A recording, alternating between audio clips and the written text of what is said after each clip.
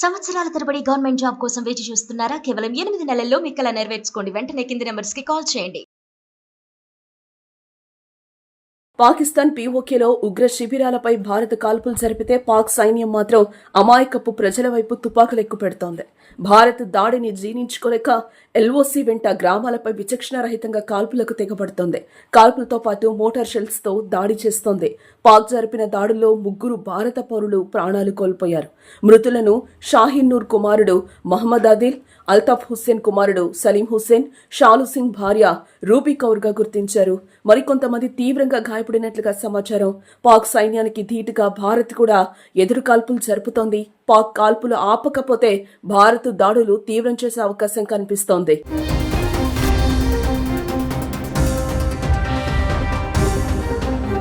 మంగళవారం అర్ధరాత్రి పాకిస్తాన్ పీఓకేలోని ఉగ్ర స్థావరాలపై భారత దళాలు మెరుపు దాడులు చేశాయి. ఈ దాడుల్లో మొత్తం 100 మంది వరకు టెర్రరిస్టులు హతమైనట్టుగా సమాచారం. అర్ధరాత్రి 1:28 దాడులు ప్రారంభించినట్టు ఆర్మీ ట్వీట్ చేసింది. 9 చోట్ల దాడులు చేసింది భారత్ సైన్యం.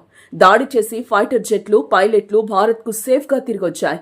భారత్ మిస్సైల్ దాడులపై పాకిస్తాన్ ప్రధాని షాబాజ్ షరీఫ్ స్పందిస్తూ దీనికి బదులు చెప్తామని హెచ్చరించారు.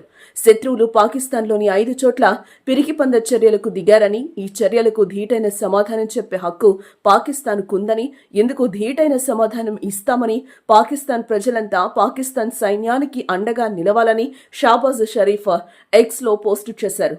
శత్రువుతో ఎలా వ్యవహరించాలో పాకిస్తాన్ సైన్యానికి తెలుసు.